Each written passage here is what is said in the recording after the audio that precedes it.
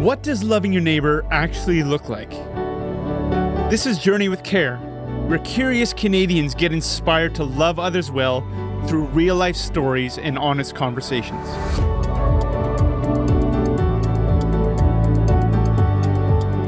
Welcome, listeners, to another curious episode of Journey with Care. I'm your host, Wendy Park, and today our producer and co-host, Johan, will not be joining me in studio today because he's working on a special project our team has been keeping a bit of a secret. And I have a hard time keeping secrets, so you'll be hearing more about it in the coming weeks, and it will be available this fall. But let's just say small groups don't have to be boring. They don't need to guilt you or force a fake Christian smile. You want to be real, and you want to be inspired, and you want conversations that matter, that move your church into community without being weird about it, if you know what I mean. Not because you have to care, but you get to care. So stay tuned. We've got you. It's a new opportunity that you will want to get your hands on coming this fall, and you're going to hear more about it in the weeks to come. Well, today I'm thrilled to have a special guest with us in our Shasta studio, Joanne Leighton. Welcome to the podcast. Thank you. It's great to be here. It is so good to have you. We're sitting here sipping our coffee in the Shasta. It's one of those cold, rainy days. So if people are hearing the pitter-patter of rain, it's just part of the ambiance here. So Joanne, I remember meeting you several years ago through our daughter, who you coached as a basketball coach. Do you remember that? I do remember that. Yeah. What a year that was. It was incredible. Yeah. And tell me a little bit more. I think you guys won. I know that in the province, right? You got, yeah. Yeah. That was the year we won junior varsity provincials. Mm-hmm. And it was a first for the little private school. And that was quite exciting. And I saw your enthusiasm on the court and the way you poured into these teenage girls and put yourself out there. It was so inspiring. What I also didn't realize right away, but I learned through our daughter, who was also adopted as a teenager, is that you also have an adoption story. I do. Which was really special that you were also mentoring our daughter, which meant a lot to us. Yeah. I was adopted at 6 weeks old. I was in the foster care, but my parents were able to adopt me at 6 weeks old. So I grew up basically in a stable family.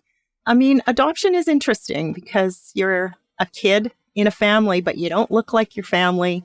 And you're trying to figure out who you are, right? Exactly. Yeah. Yeah. And you don't have, there's this nurture-nature thing. I am so different than my parents. In what way? Well, I like sports. And they're not athletes. They're not athletes. They didn't grow up playing sports. Maybe baseball. My mom loved to watch baseball and my dad did too. And so I grew up watching baseball, but that inspired me to want to do more. And I remember as a child watching the Olympics and thinking, I'm going to go to the Olympics someday. Of course, that didn't happen, but... Oh, that's exciting. And you grew up here in the Winnipeg area? Yes, I grew up in Winnipeg. Tell me a little bit more about your family. We've heard a little bit about your childhood, and I want to go back there. You live here with your family. You have some children. I heard about grandchildren as well. Can you tell us a little bit about that? Yeah, I have 3 daughters, and, I'm married to a wonderful man, and my oldest daughter has 2 grandchildren, a boy and a girl, and they're athletic as well. They're into hockey. It's not basketball, but hockey's okay. So it's very exciting to watch them because they have, they know who their grandparents are. They know who their parents are. And, as a natural born child, you know those things. As an adopted child, you don't. Right. I'm curious how that was for you becoming a mother, having your own adoption story and learning about your journey, but then now having birthed children and raising them. Did that bring up different emotions or different questions of your own journey as you were raising them? I think when I had my first daughter, at that point is when I really became curious. And I wrote to Child and Family Services and asked them, was there any background health information or, something I should know because I'm raising my own child now. Right. And they gave me none of that information. However, they did say that I had 4 sisters. Okay. And that was quite a shock. And were you able to connect with them at all, or you haven't yet? Oh, yeah. Okay. It's actually quite a interesting story, but yes, I have connected with them. And I have 2 twin sisters and another sister. And then I've recently, it's been about 10 years probably, found another sister who's actually younger than me. But there's one sister we don't know. So the rest of us have all met. Okay. But Can you take us back to the beginning of your adoption story? So you said that you were adopted at 6 weeks out of foster care. And do you know what led to your adoption or some of the circumstances, how your parents found you? well, interestingly enough, what I know about that is that my mom and dad wanted to have a child, and that wasn't happening. My mom was depressed, and the doctor suggested that they adopted a child. Mm. So I don't know that that would happen nowadays, but back then, that was one of their remedies for depression. Mhm. So I came into their life and, they gave me everything. I had a really good life. The only thing is I did not look like them, and I could not understand that. As a child in, I guess, middle school, I got called names and stuff like that. I was probably one of the only people, like, I look at pictures of my friends when we were children, and I had 4 good friends. So there was 5 of us that hung out together, and they were all very white children. Then there was me, who had dark curly hair and tanned in the summer like crazy. I was always like, I did I'm not sure look you were the a same. beautiful child, but But I just didn't look the same.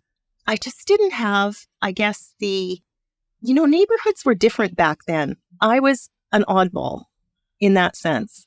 so no one had to tell you that. People did say that as well, you mentioned, but you could look in the mirror and you just Oh, yeah. felt that there was something Yeah. different. Yeah, for sure. Yeah, I didn't have any traits of my parents. I don't look like my parents.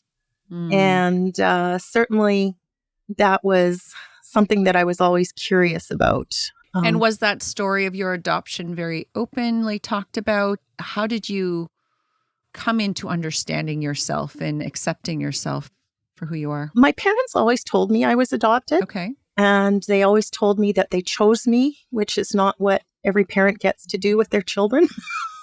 You just get what you get.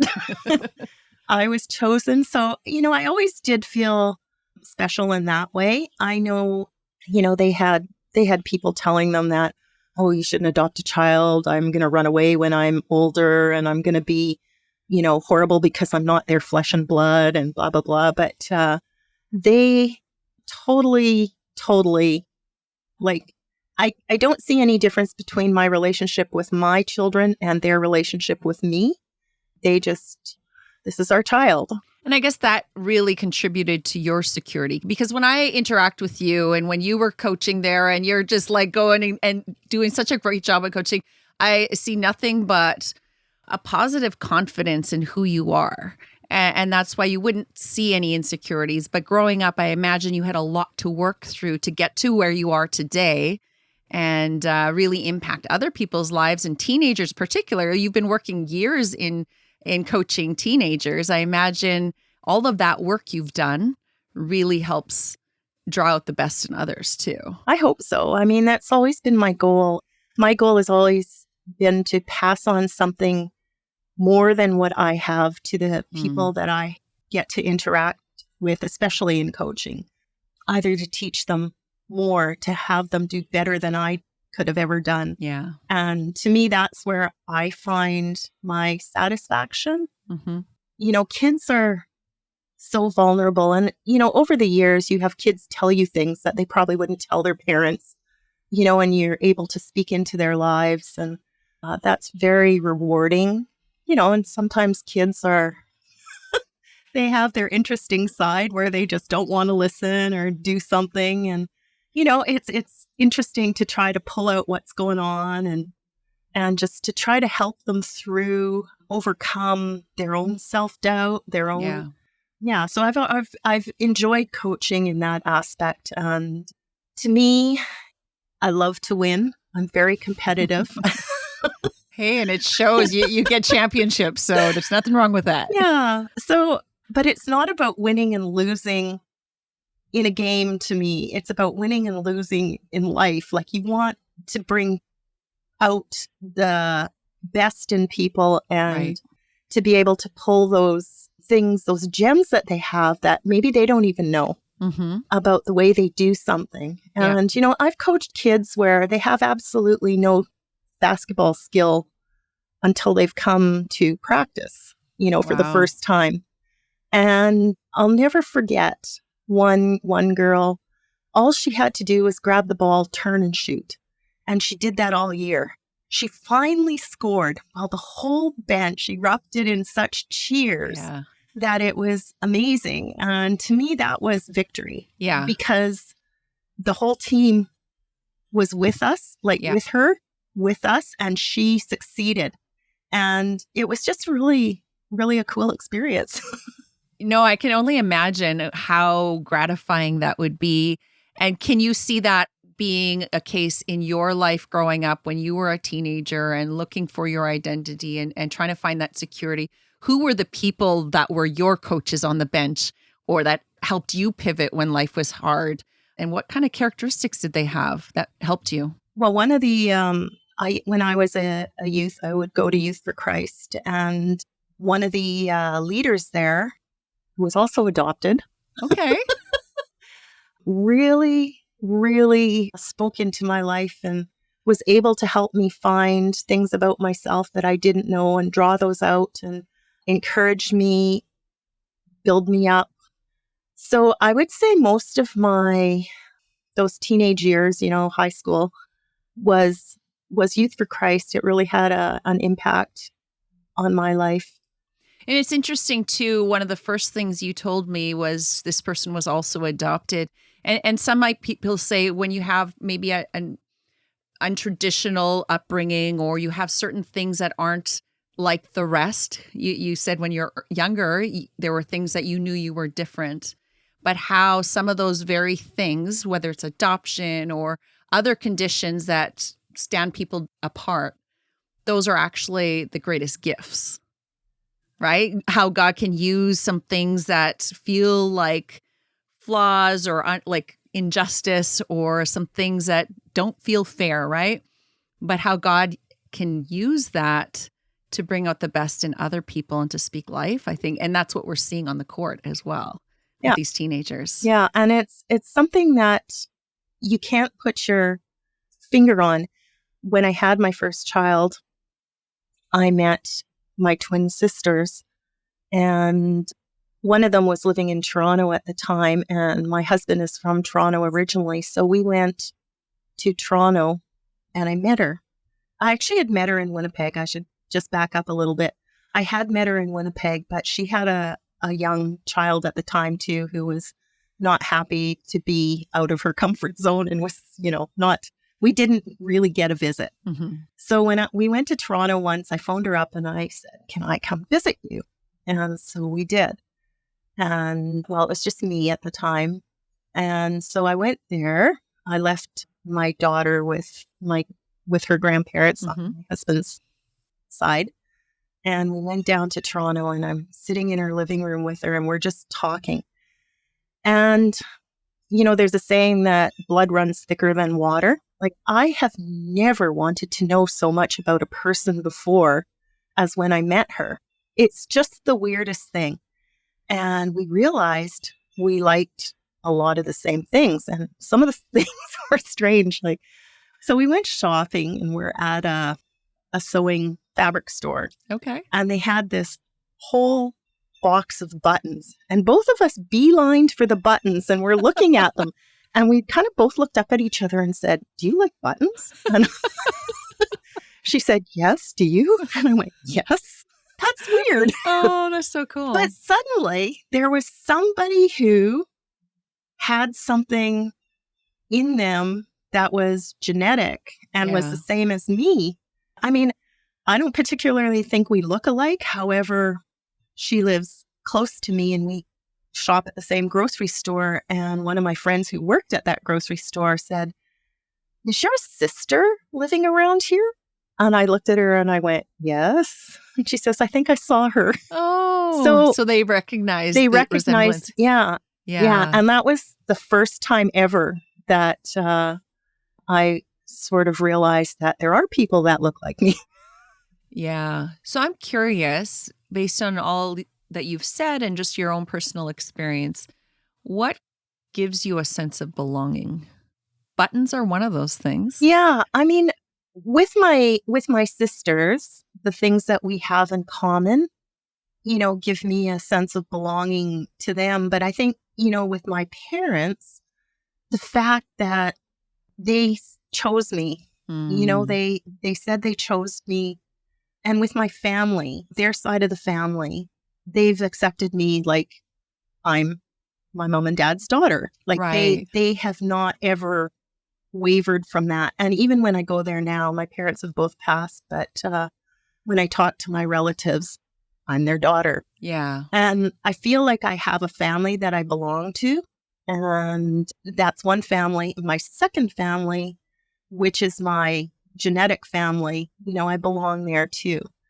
So I think that that's, something that maybe not a lot of people can relate to. Right. And sometimes you don't want to, sometimes finding out your genetic family is scary because you don't know, it might be something you don't want to find out. And they can be messy stories, right? It comes out of tragedy There can. and grief as well. Like we can't dismiss that piece of it as well. And there's a lot of resilience too, and doing the right thing so that you could have a flourishing life and selflessness involved with that as well.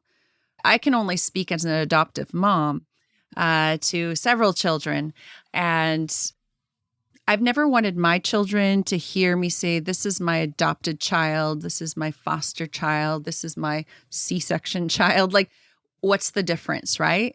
They're all my children. And sometimes when, of course, people in our inner circle, they know our circumstances of the arrangements.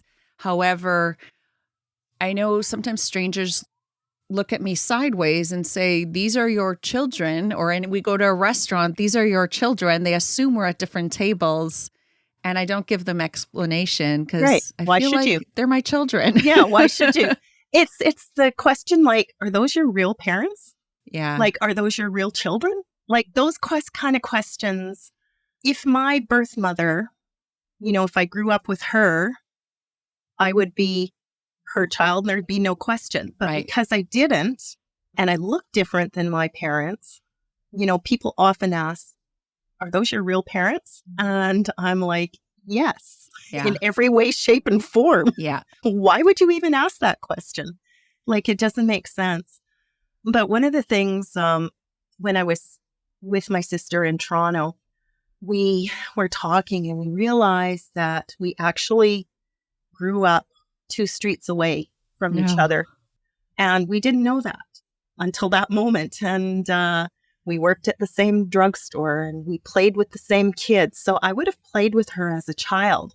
Wow. And my mom always said, like, I think she thought that there was someone in the neighborhood who she thought maybe it was my birth mother. Okay. It wasn't, but it was the people who adopted my sister. And my sister looked like me. We went to the same elementary school. Anyway, we're sitting in her living room in Toronto, and she said when she was 9, they moved. "Oh, where did you move?" And so she told me, and she says, "By the way, what was your last name before you were married?" Because she only knew me as married. So I told her what my last name was, and she goes, "Oh, I had a teacher by that name." And I went, "You're kidding. Whereabouts?" So she told me, and I went, "Oh my goodness, that's my uncle." Like my dad, Wow. people who raised me, Yeah. that's his brother.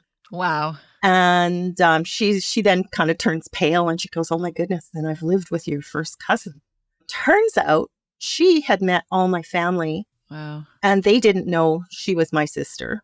What a small world. It was amazing. And the one thing, and I have to appreciate this about my mom, she said, the one thing I would love to do for you is give you a sibling, and I can't. And, as a kid, I grew up an only child, and I always prayed for a sibling. And my mom she took my sister and her family, she would invite them for Christmas and stuff like that. So she got to know them. They would come over, and she said, I'm so happy that you have a sister, because it's the one thing I couldn't do for you, but now you've got it. So if something happens to us, you've got siblings. It was Cool. like that's the way it should be, right? As far as I'm concerned. But I know not everybody gets that. But I wonder if we could all get that. It's not so inaccessible if we had a posture of maybe coloring outside the lines a little and what belonging looks like, coloring outside the lines a little, but what family is, right? And there should be papers or no papers. This isn't about ownership of children, like there are properties, but stewarding the village. I think, wouldn't it be cool if every Joanne who's figuring out who they are with the curly hair knew that they had aunties and uncles and grandmas and grandpas and sisters and brothers and cousins within her own ecosystem, that she felt belonging, not othered by because they didn't quite know how to place you. Because it really had nothing to do with you and your story. It had more to do with their apprehensions and their rigid thinking. Can you speak to our listeners about what it could look like for each one of us, and particularly within the church, to be that safe person, to be that person that extends belonging, but also receives belonging? It's a two-way thing, right? What could that look like if we did that? Well, I think it could look beautiful.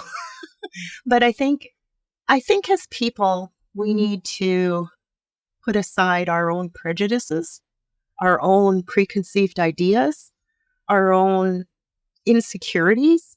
The world today can be a hard place.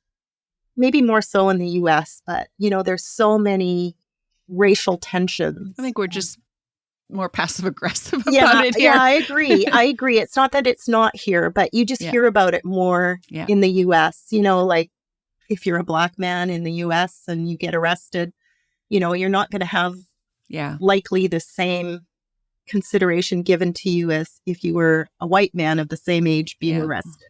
Or people assume things. And I know that happened with somebody that I had hired to work at a company, and they got stopped by the police here in Canada and the police assumed that he had stolen the car.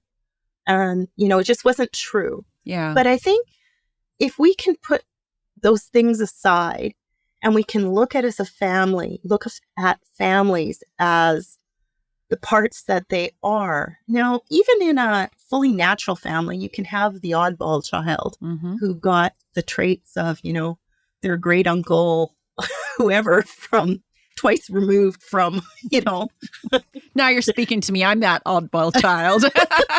There you go. But when you are that oddball child, and you might not feel that you belong, I think to have other people look at you and to go, well, you're part of this family and not you're the oddball part of this family. If you don't have those preconceived ideas, I mean, even if you are weird, I mean, weird isn't necessarily bad. It's great because, because those are the things that make the world go round, and they're the people that are often the creative ones that are. And I wonder too, there's weird in all of us. Exactly. But are we willing to show it? Are we willing to put our authentic self out there? And when I've seen the most genuine relationships of belonging, people can drop the masks and they can be weird and still that it doesn't take away their security or their belonging or their worth. I think we should all be weird a little together. I agree with you. Like, let's be weird together. I mean, it's awesome. I'm sure half the kids I coach think I'm weird. But maybe that's what makes you accessible and makes them feel like you are a human cheering for them, because I see you there on the court cheering for these kids and just putting your authentic self out there. What a gift. You are a mother and auntie to so many in that way. Yeah, and it's been an exciting run. I'm not gonna lie. It's been I have no regrets. Yeah. I think I'm blessed more than a lot of people are, just in the way I grew up, in the parents I have, in the blood siblings that I have, and, just with my own family. I'm blessed. I have no regrets whatsoever. Well, and I can tell you're living a very contented, peace-loving life. And you could have chosen a different path. Oh, I could have. Actually, Right? in high school, I could have chosen very differently. I mean, I was going down that path. But, just having people around me, like I say, that one person from Youth for Christ who really impacted my life.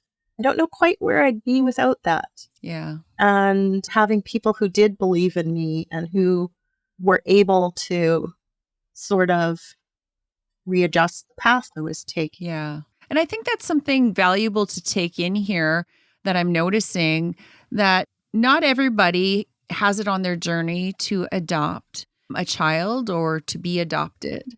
However, there's so many ways that people need to be their authentic self in whomever's life they encounter, that it has a tremendous impact. It's not in solely adopting children, but being that mentor, being that presence, being that person that just doesn't withholds judgment, right? Even if they feel like they can't contribute into the lives or connect with the lives of others, but withholding judgment. Because you were mentioning before about prejudice. And I think a common misconception is like, well, I'm not racist, or I don't hold anything against that type of person, or you name it, whether it's a neurodiversity or a whatever. And yet, are you familiar with Johari window? Anyway, there's lots of blind spots that people have. Maybe we'll put it into the show notes. And we don't know what we don't know, but other people can see it. You saw the prejudice in others because you walked the street with beautiful curly hair and a tan skin. And you knew at a 6-year-old level, you knew when you belonged or not. But that white grandma didn't know she was racist, most likely.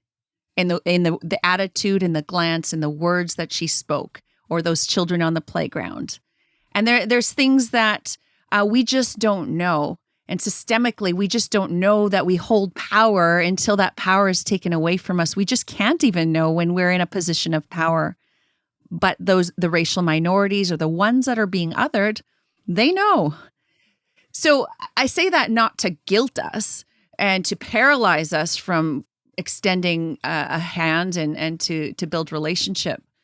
But I think what we could take from this is that if I were with you when you were that little child, I could have probably just listened and learned from you. And, kudos to my friends. I said I grew up with 4 other girls. They never thought of me as different. Mm-hmm.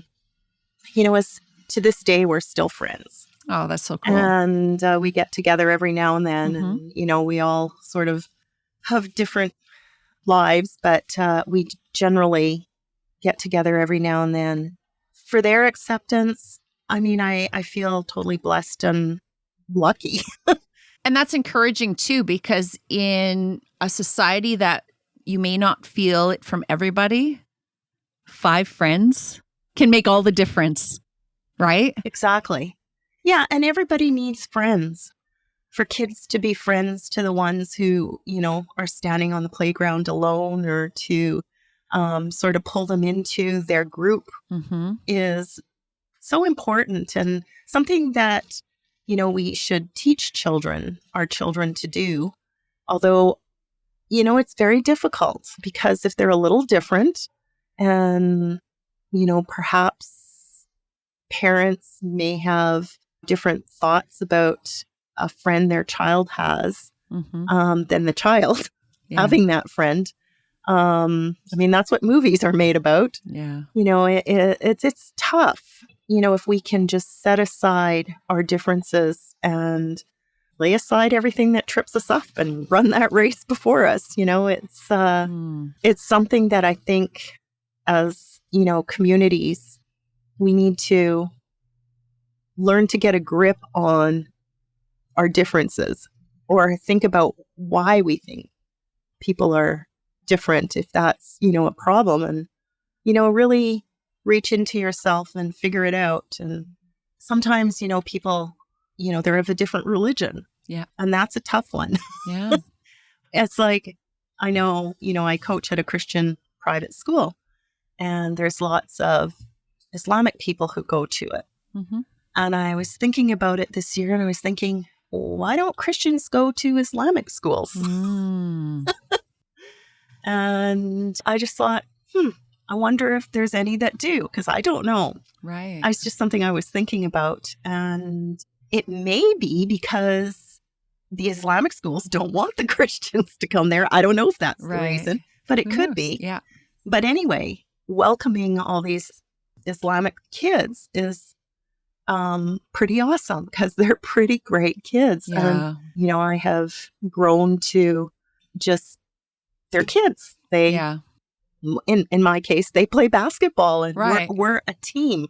So what does that mean? It means everybody is valuable. Everybody has a place. Yeah. It may not be the same job on the team, but everybody has that place. There's the person who takes up the ball. Well, there's the person who plays under the basket. They can't do the same things because generally the person who brings up the ball is shorter than the person under the basket. Like, they can't do the same job.